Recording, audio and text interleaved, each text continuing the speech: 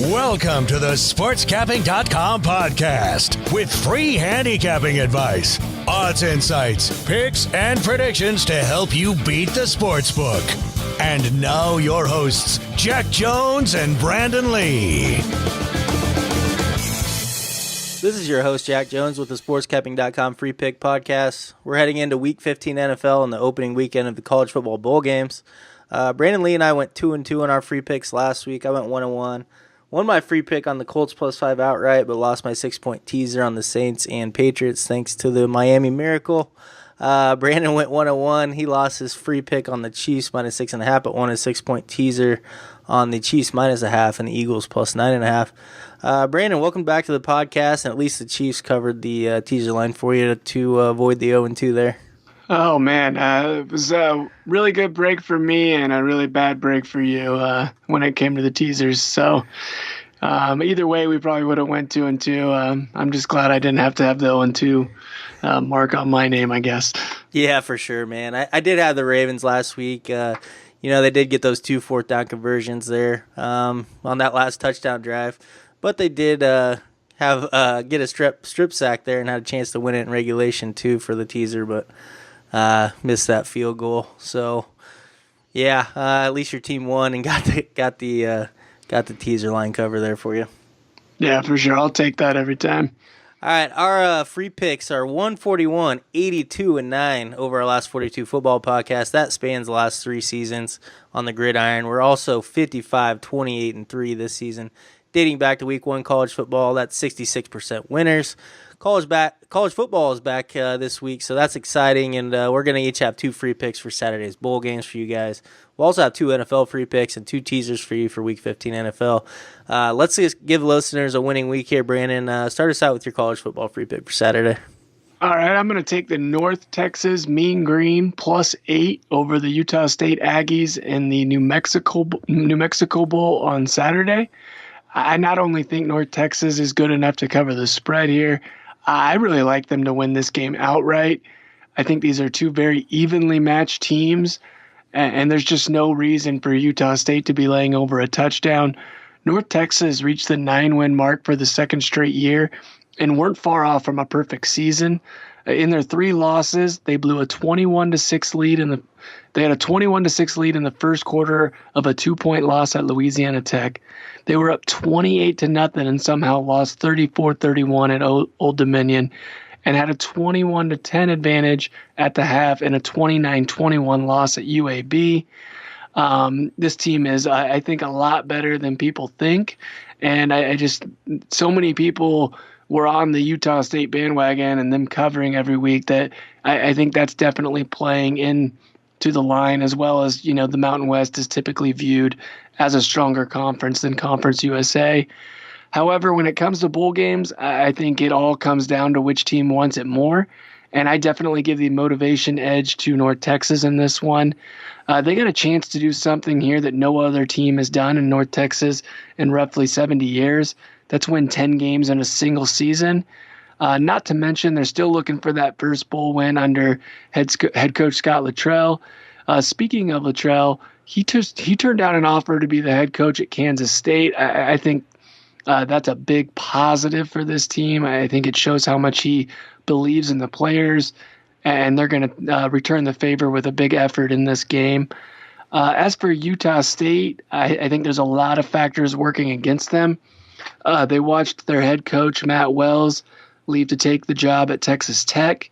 He's going to take several coaches with him, including both the Aggies' offensive and defensive coordinators. Now, I know some of those assistants are going to stick around for the bowl game, but Wells will not.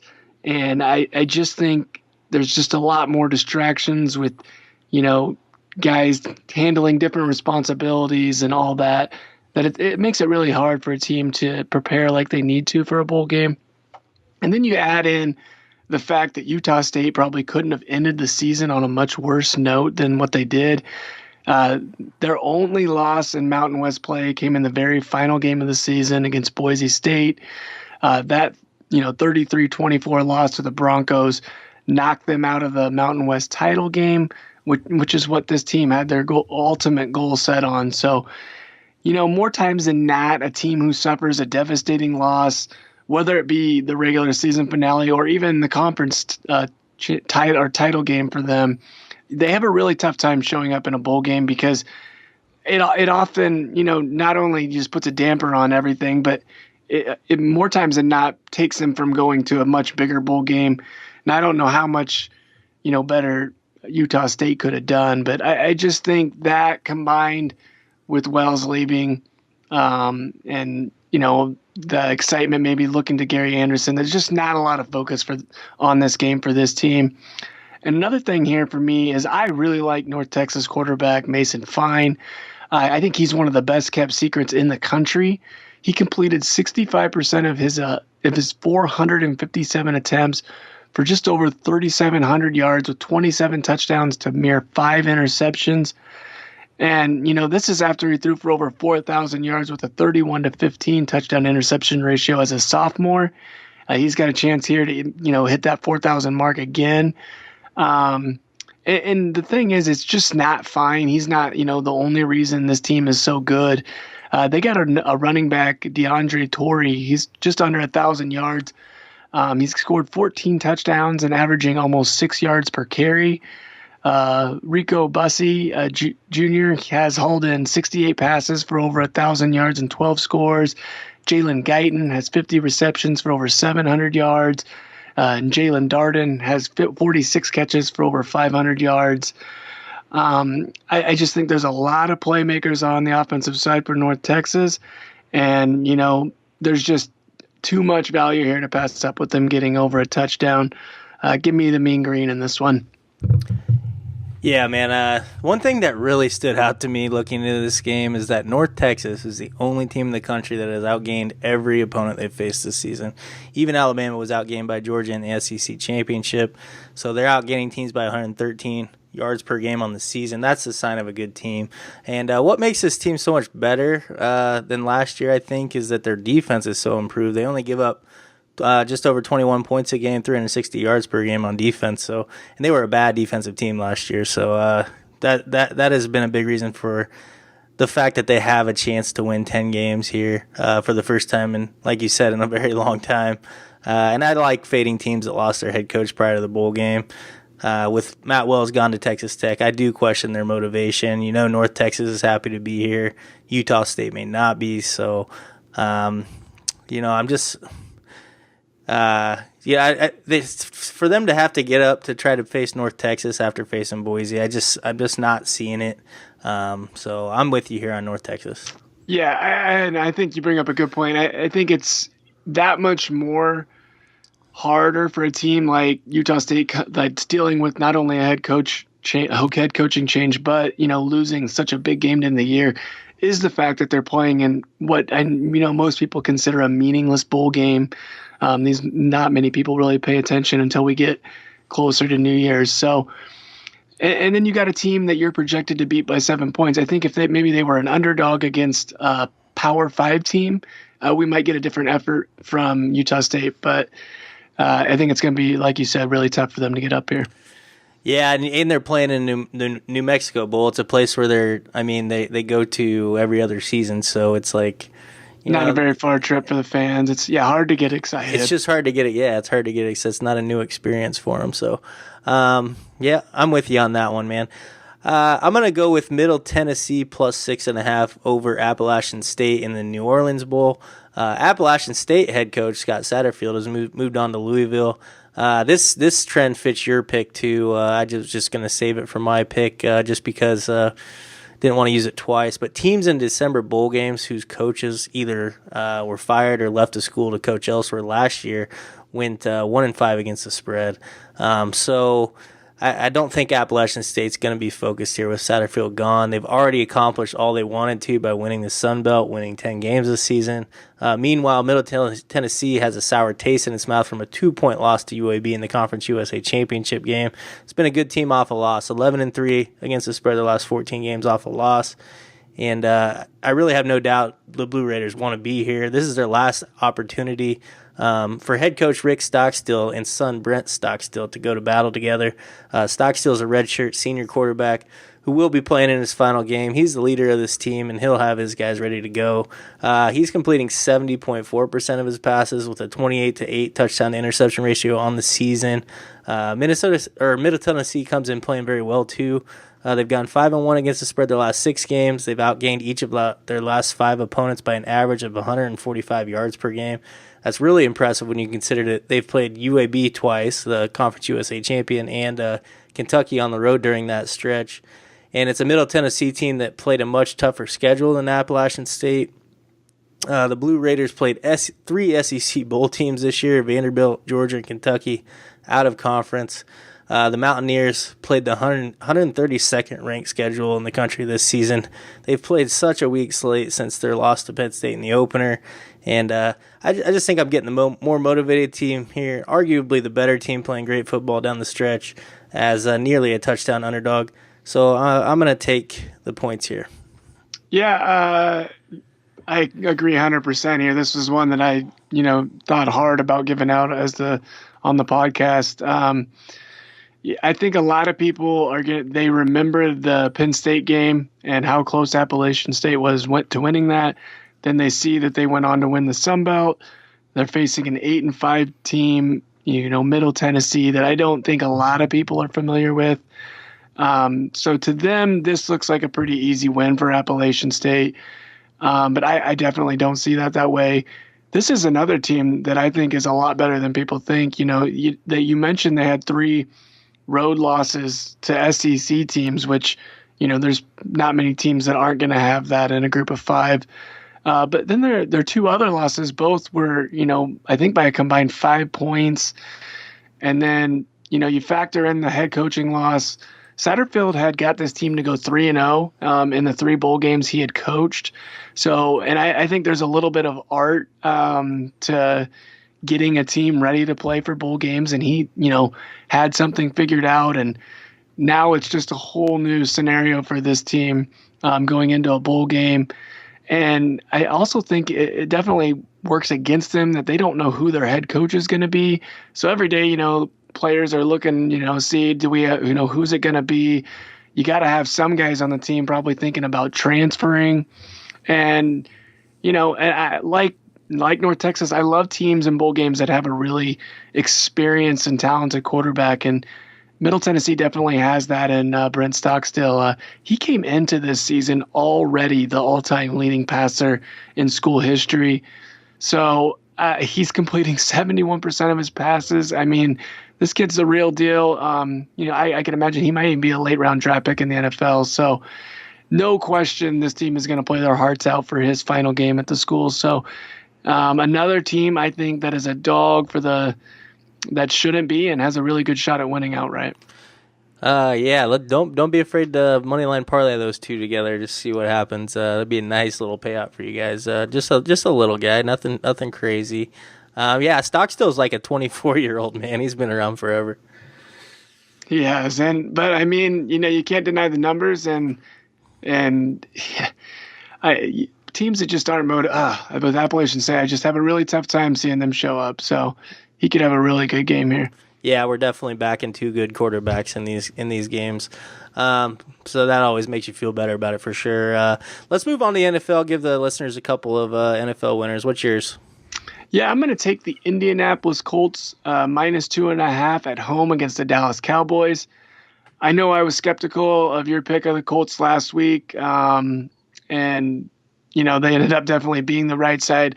I really liked what I saw from them in that game, and how they responded from that poor showing against Jacksonville. But more than anything here, I just think this is the right spot to go against Dallas. Not only are the Cowboys getting way too much respect here, coming off a 5-game winning streak where they went 5-0 against the spread, but this is a big, whether you want to call it a letdown, flat spot, whatever, for Dallas. With that win over the Eagles, the Cowboys have pretty much locked up the NFC East, even though technically they haven't. They got a 2-game lead over both the Eagles and the Redskins, but they have the tiebreakers against both teams because they've beat the Eagles both times, and then they will have a better division record no matter what than Washington. So the only way Dallas doesn't win the NFC East is if they lose out and either Philadelphia or Washington wins out, I just think it's pretty safe to say that the Redskins won't be going 3-0 in the final 3 weeks with the injuries that they've been dealt. And then the Eagles are a 9-point dog, maybe even a 10.5, just depending, a big dog this week at Los Angeles and the Rams on Sunday Night Football. So they probably lose that game. So I actually think there's a really good chance Dallas loses this game and still ends up waking up Monday as the NFC East winners. And there's zero doubt in my mind that Dallas and the players, they know these scenarios. They've been playing them out in their head. There's just not going to be that sense of urgency this week, and especially coming off that big game against the Eagles, that went to overtime. So very easy for them to take this game off. And I think the coaching staff will be thinking of in a very similar way. Ezekiel Elliott, he's banged up. They're saying he's going to play, but the guy had 40 touches last week. It would be in their best interest, to limit him and, do as much as they can without him. Then you got their stud right guard, Zach Martin. He's dealing with an injury. If he doesn't play, I think it'll be really hard for Dallas to protect Dak Prescott. And, that's going to take Amari Cooper out of the game. As for the Colts, they don't have the luxury of taking this game off or any of the final three. It's unlikely Indianapolis, even with the win over Houston, is going to be able to catch them in the AFC South. They're 2 games back with 3 to play. Really, they only got one wild card spot up for grabs because either Kansas City or the Chargers are going to get that other one.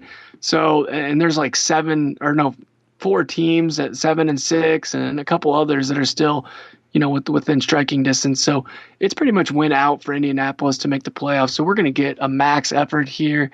And historically, this has been a good good spot to back the Colts. They're 19-8 against the spread in their last 27 at home, off an upset win as a road dog. And, Dallas is a team that have been playing well, but they're 6-1 at home and just 2-4 on the road. The Cowboys are also 3-11 under head coach Jason Garrett when they come in, having covered 5 or 6 of their last 7. So when they've been covering the spread over an extended period of time, it eventually goes pretty badly for them. So I just think all signs point to a Colts win, and we're getting a very nice number here to top it off. Yeah, Brandon, it was nice for them to come through for me last week, and I'm on them again this week with you. No argument here. You've nailed all the motivational reasons, and that's huge. I don't know if there's another game this week that is a more of a kind of a motivational mismatch between 2 playoff teams for sure. Definitely, Colts will show up. Cowboys, good chance they don't. And this is a Colts team that's playing so well right now. I mean, they've outgained 9 of their last 10 opponents. Desperately trying to stay alive for that wild card. I'm going to skip over my motivation for the Cowboys because you pretty much nailed it. And one situational thing here that I think it's definitely a good matchup for the Colts. Their run defense is one of the better units in the league this year. And their last 5 games, they've given up 91 rushing yards per game, 3.4 yards per carry. So they should be able to limit Zeke Elliott even if he plays a lot in this game. Colts 4-0 against the spread, their last 4 against a team with a winning record, and I think the Cowboys are overvalued after covering 5 straight. So, laying 2.5 here, I don't think those 2.5s will be there for much longer. So, right, I think, I wouldn't be surprised if this game goes to 3.5 before game time once everybody figures out these situations and what's at stake here. So, I'm with you big on this one. Yeah. And I think a lot of people have got in their minds that this Colts defense is just awful because it has been for so long, but they've got a lot of really good young players on that side of the ball, and they're making some big strides this year. So, don't underestimate that Indy defense anymore. Yep, I agree. It's getting so much better. I'm going to go with the Buffalo Bills -2.5 against the Lions at home this week. I had them a couple weeks ago. I was also on them again last week, not as a podcast pick. But they should have a 4-game winning streak right now. But since they don't and failed to cover the spread the last 2 weeks against closing line, I think they're undervalued. 2 weeks ago, the Bills outgained the Dolphins by 240 yards and lost 17-21 as 3.5-point dogs. Last week, Bills outgained the Jets by 120 yards and lost 23-27 as 4.5-point home favorites. They led that game 14-3 early and were never trailing until the final minute. Josh Allen is playing some great football right now. He's rushed for at least 99 yards in 3 consecutive games, which is unheard of in today's NFL. And if his receivers quit dropping passes, he'd definitely have better numbers through the air as well. It's not like he's a bad passer. He's just a lot of these his receivers are dropping. But the reason you got to like the Bills is because they have an elite defense, which is my favorite thing about them. They rank number 1 in the NFL in total defense, giving up just 290 yards per game. I don't think too many people saw that coming heading into the season. The Lions struggling right now, 2-5 straight up, 2-5 against the spread the last 7 games. Nothing fluky about it because they've been outgaining 6 of the last 7 games. They've definitely been a mess since trading Golden Tate and having Marvin Jones go down to injury. Those were their top 2 playmakers on the outside.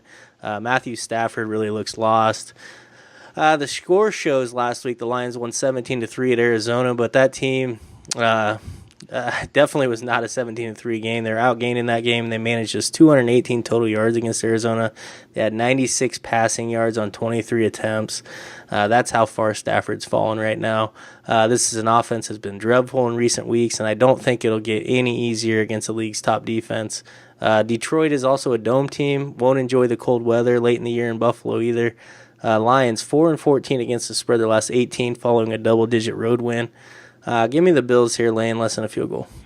Yeah, this is a tough one for me. I think you have a lot of good reasons to like Buffalo. For me, the biggest concern I have is I just think the Bills, they're not a playoff team. They have no chance of making the playoffs. And so you just don't know when they're going to show up. I'm pretty sure they have New England on deck. So it'd be very easy for them to, maybe look past this game. Not saying they will. We just don't know. Detroit, I know it's slim, but they've at least got, a chance to make the playoffs if they win out.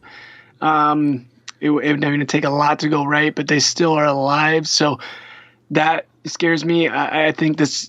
I'm not in any disagreement as far as Buffalo's defense, but I think Detroit's defense has been playing a lot better of late.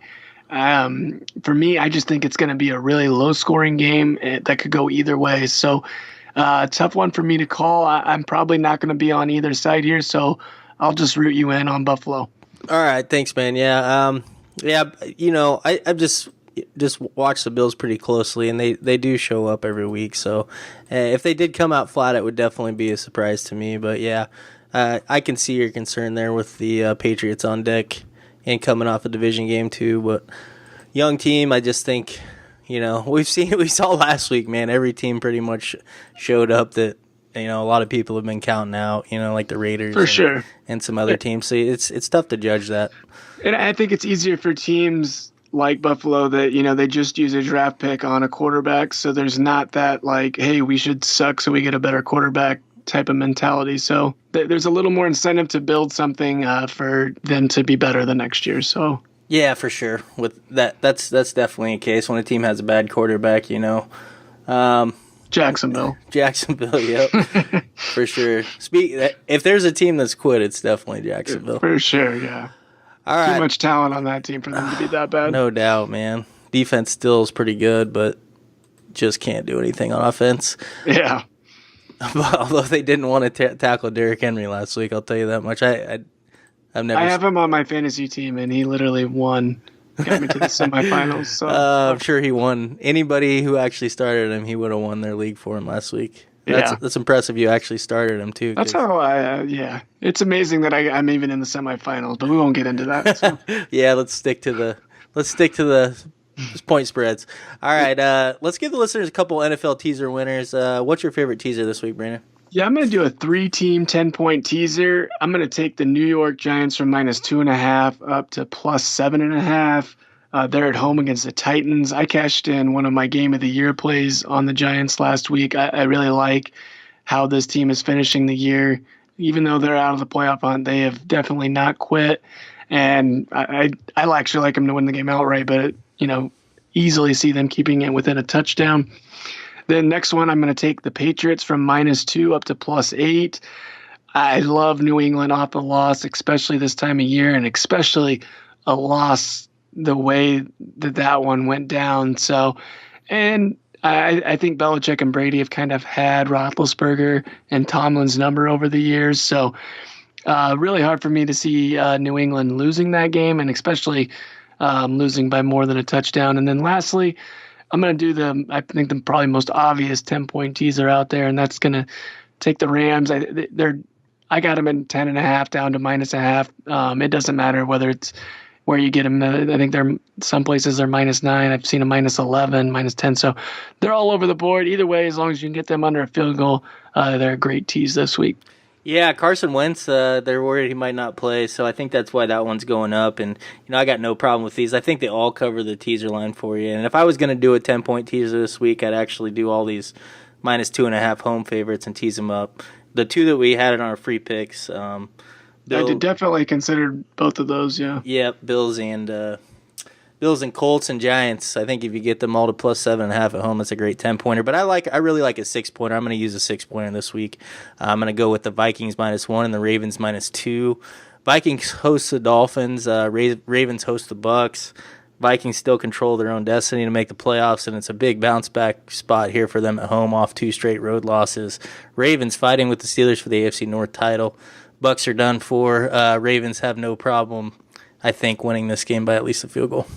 Yeah, definitely a lot of good 6-point teaser options out there as well, but these would definitely be 2 on the top of my list. Awesome. I feel great about this week, man. Give the listeners, let the listeners know how your premium picks have been doing and where they can find you. Yeah, everything's still going really well over here. 81, 48, 63%, last 129 NFL picks. Top 5 NFL right now. I've been near the top 2 or 3 in the NFL all season long, profiting over 30,000 on all football picks dating back to the start of last football season. The bowl time is one of my favorite times of the year to handicap college football. I think there's a lot of weak lines out there, and we kind of touched on 2 of them, this very first Saturday of the bowl season. So NBA is starting to heat up. I've got some top 5 finishes there. And then college basketball is still going really well, and excited for these last few weeks of non-conference and then getting into conference action. I'm going to focus on college football just because it is bowl season. Check the long-term results. You find me number 1 college football capper all time at SportsCapping. Currently number 4 this season. 550 and 421 college football run long term has my $1,000 per game bettors up over 90,000. I closed last season on an 11-3 bowl run too, so you can get my college football bowl pass for $250. That'll get you all my bowl picks to the national championship game. You can find me at sportscapping.com or betfirm.com. Hit me up on Twitter at betfirmsjack. Subscribe to us on iTunes, and please feel free to leave a review. That's going to do it for this week's episode. Make sure to come back next week for Week 16 NFL and more bowl picks for next weekend.